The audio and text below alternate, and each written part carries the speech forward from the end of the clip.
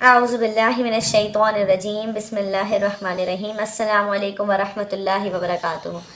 کیسے ہیں آپ سب لوگ؟ امید ہے سب خیریت سے ہوں گے، اور ہمارا جو یہ سیریز ہے وہ بہت اچھے سے روزانہ پابندی سے سن رہے ہوں گے، اور میرے لیے بھی دعا کر رہے ہوں گے، خود بھی دعا کر رہے ہوں گے، اور عمل کرنے کی بھی کوشش کر رہے ہوں گے۔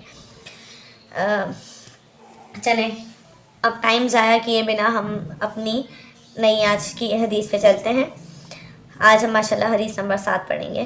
حضور اکرم صلی اللہ علیہ وسلم کا ارشاد ہے کہ خود حق تعالی و شانہ اور اس کے فرشتے سحری کھانے والوں پر رحمت نازل فرماتے ہیں۔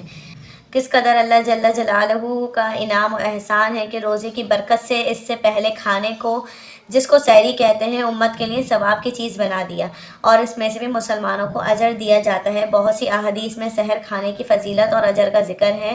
علامہ عینی نے 17 صحابہ رضی اللہ تعالیٰ عنہم سے اس کی فضیلت کی احادیث نقل کی ہے، اور اس کے مستحب ہونے پر اجماع نقل کیا ہے۔ بہت سے لوگ کاہلی کی وجہ سے اس فضیلت سے محروم رہ جاتے ہیں، اور بعض لوگ تراویح پڑھ کر کھانا کھا کر سو جاتے ہیں، اور وہ اس کے ثواب سے محروم رہتے ہیں، اس لیے کہ لغت میں سحر اس کھانے کو کہتے ہیں جو صبح کے قریب کھایا جائے، جیسا کہ قاموس نے لکھا ہے۔ بعض نے کہا ہے کہ آدھی رات سے اس کا وقت شروع ہو جاتا ہے۔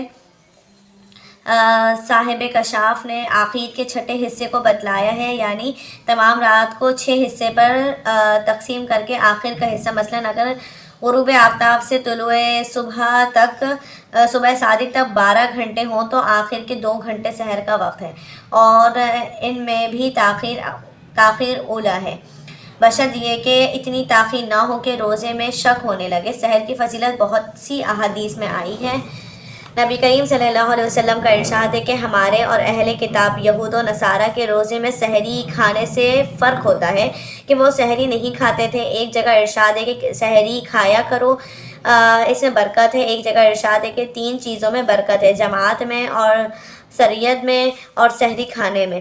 اس حدیث میں جماعت سے عام مراد ہے نماز کی جماعت، اور ہر وہ کام جس کو مسلمانوں کی جماعت مل کر کرے کہ اللہ کی مدد اس کے ساتھ فرمائی گئی ہے۔ اور سریت گوشت میں پکی ہوئی روٹی کہلاتی ہے جو نہایت لذیذ کھانا ہوتا ہے۔ تیسرے سحری نبی کریم صلی اللہ علیہ وسلم جب کسی صحابی رضی اللہ تعالیٰ عنہ کو اپنے ساتھ سحری کھلانے کے لیے بلاتے تو ارشاد فرماتے کہ آؤ برکت کا کھانا کھا لو۔ ایک حدیث میں ارشاد ہے کہ سحری کھا کر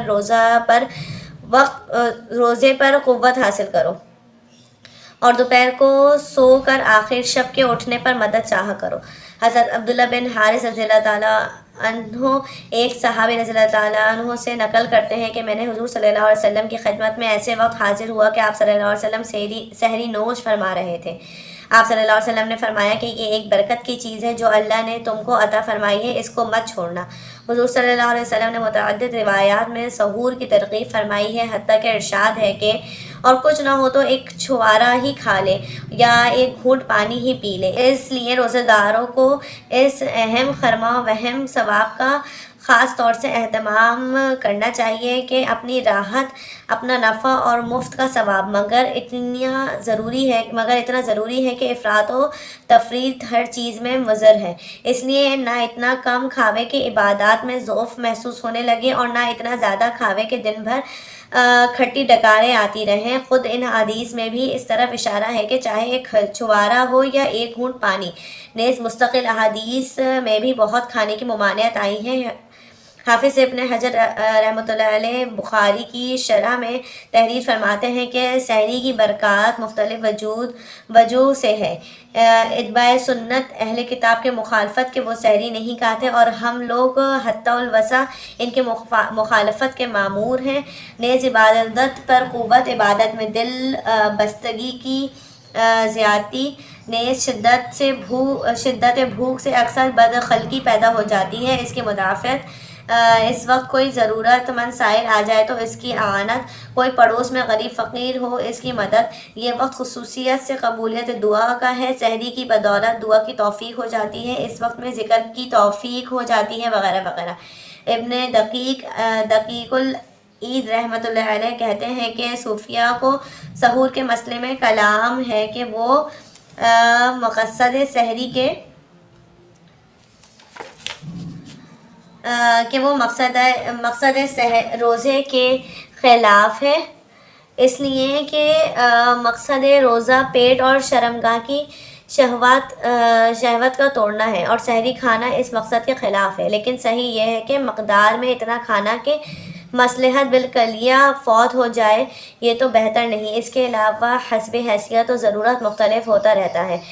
بندے کے ناقص خیال میں اس بارے میں قول فصیل بھی یہی ہے کہ اصل سحور و افطار میں تقلیل ہے، مگر حسب ضرورت اس میں تغیر ہو جاتا ہے۔ مثلاً طلبہ کی جماعت کے ان کے لیے تقلیل طعام منافع صوم کے حاصل ہونے کے ساتھ تحصیل علم کی مسرت کو شامل ہے، اس لیے ان کے لیے بہتر یہ ہے کہ تقلیل نہ کریں کہ علم دین کی اہمیت شریعت میں بہت زیادہ ہے۔ اسی طرح ذاکرین کی جماعت علیحدہ دوسری جماعتیں جو تقلیل طعام کی وجہ سے کسی دینی کام میں اہمیت کے ساتھ مشغول نہ ہو سکیں، حضرت نبی کریم صلی اللہ علیہ وسلم نے ایک مرتبہ جہاد کو تشریف لے جاتے ہوئے اعلان فرما دیا کہ سفر میں روزہ نیکی نہیں، حالانکہ رمضان المبارک کا روزہ تھا، مگر اس جگہ جہاد کا تقابل آ پڑا تھا۔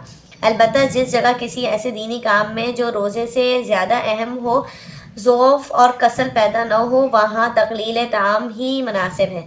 شرح اقناع میں علامہ شعرانی سے نقل کیا ہے کہ ہم نے اس پر عہد لیے گئے کہ پیٹ بھر کا کھانا نہ کھائیں، بالخصوص رمضان المبارک کی راتوں میں۔ بہتر یہ ہے کہ رمضان کے کھانے میں غیر رمضان سے کچھ قلیل کرے، اس لیے کہ افطار و سحر میں جو کچھ پیٹ بھر کر کھائے اس کا روزہ ہی کیا ہے۔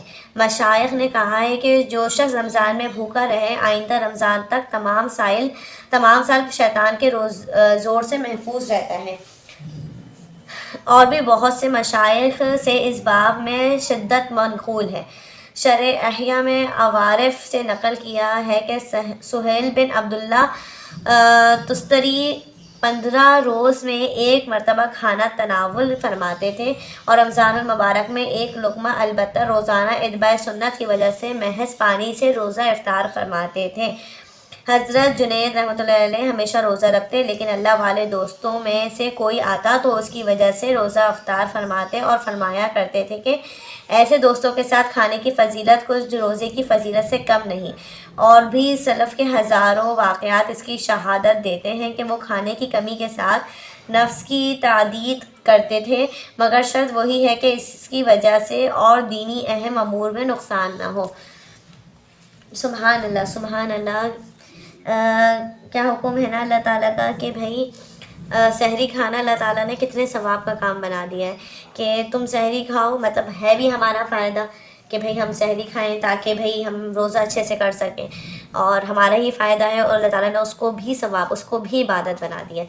اور سچ میں بہت سارے لوگ ہیں جو یا تو مطلب ہم لوگوں میں نا میانہ روی کہیں دور ہی چلی گئی ہے، یا تو وہ اس طرف لوگ چلے جاتے ہیں کہ وہ سحری نہیں کرتے، وہ سو جاتے ہیں، اور وہ اس طرف شدت پہ چلے جاتے ہیں کہ وہ سحری نہیں کرتے، یا لوگ دوسری شدت اختیار کر لیتے ہیں کہ وہ اتنا کھانا شروع ہو جاتا ہے، بھائی رمضان کا مہینہ ہے، سحری کا حکم ہے، یہ بھی کھاؤ وہ بھی کھاؤ وہ بھی کھاؤ، جبکہ اللہ تعالیٰ نے مطلب ہمیں یہ حکم ہمیں ملتا ہے، اور ہمارے جو سلف صالحین ہیں ان سے بھی ہمیں یہ چیز سبق ملتا ہے کہ وہ رمضانوں میں کم کھا رہے ہیں۔ اور آپ نا اس چیز کو نا کبھی خود بھی ایکسپیرینس کر کے دیکھیں، جب آپ کم کھائیں گے نا تو آپ ایک ایکٹیونیس آپ کے اندر زیادہ ہوگی، آپ کا زیادہ ایکٹیو ہو کے کام کر لیں گے، بجائے اس کے کہ آپ نے پیٹ بھر کے کھانا کھا لیا اور اب آپ کو ڈکاریں آ رہی ہیں، آپ کو پانی پینے کی بھی جگہ نہیں ہے، آپ کہہ رہے ہیں کہ بس سب تو بس مجھ سے الٹی ہو جائے گی، مجھ سے کھایا نہیں جا رہا، مطلب اتنا ہم بڑھ لیتے ہیں کہ بس ہمارے حلق تک آ رہا ہوتا ہے، یا تو ہم اتنا کھا لیں گے، تو بھائی اتنا جب آپ کھائیں گے نا تو پھر اس کے بعد انسان کو صرف نیند ہی آتی ہے۔ تو اس لیے انسان کو ہر حال میں میانہ روی، چاہے وہ ہم زندگی گزارنے میں کے معاملات ہوں، چاہے وہ مال خرچ کرنا ہو، چاہے وہ کچھ بھی ہو، چاہے وہ کھانا پینا ہو، یا کسی کو دینا دلانا ہو، یا کسی سے ہاتھ روکنا ہو، یا کچھ بھی کرنا ہو، مطلب کچھ بھی معاملات ہو نا، تو ہم لوگ نا میانہ روی اگر اختیار نہیں کریں گے نا تو اپنا ہی نقصان ہے۔ تو ہمیں چاہیے کہ ہر معاملے میں میانہ روی اختیار کریں۔ رمضان جو ہے بس ہمیں اچھے سے جو ہے نا ان رمضانوں کو ہم گزاریں تاکہ اللہ ہم سے جو ہے نا راضی ہو جائے۔ تو بس یہ ہے کہ سحری کا بھی اہتمام کریں، بہت بھر کے نہ افطاری کریں نہ سحری کریں. کہیں ایسا نہ ہو کہ آپ کی عبادتیں صرف کھانے کے مطلب آپ کو جو ہے سحری ایک ضرور یقیناً عبادت ہے، ثواب کا کام ہے، تو بس ایسا نہ ہو کہ ہم سارا ثواب سحری میں ہی ڈھونڈتے رہ جائیں اور جو ہے عبادتوں سے پھر ہمارا دل نہ لگے. اللہ تعالیٰ بس ہمیں عمل کی توفیق دے اور ہمیں میانہ روی سے اچھی زندگی گزارنے والا بنائیں کہ نہ ہم اتنا کم کھائیں کہ ہمیں بھوک کی شدت کی وجہ سے ہم عبادت نہ کر سکیں، نہ ہم اتنا زیادہ کھائیں کہ اس کی زیادتی کی وجہ سے ہم عبادت نہ کر سکیں اور بس ہمیں سستی طاری رہے. تو بس میانہ روی اللہ تعالیٰ ہمیں اختیار کرنے کی توفیق عطا فرمائے. اور آج کے لیے اتنا ہی. انشاءاللہ نیکسٹ ویڈیو میں نیکسٹ حدیث کے ساتھ ملاقات ہوگی. اپنا خوب سارا خیال رکھیے گا. وآخر دعوانا الحمد للہ رب العالمین. السلام علیکم ورحمۃ اللہ وبرکاتہ.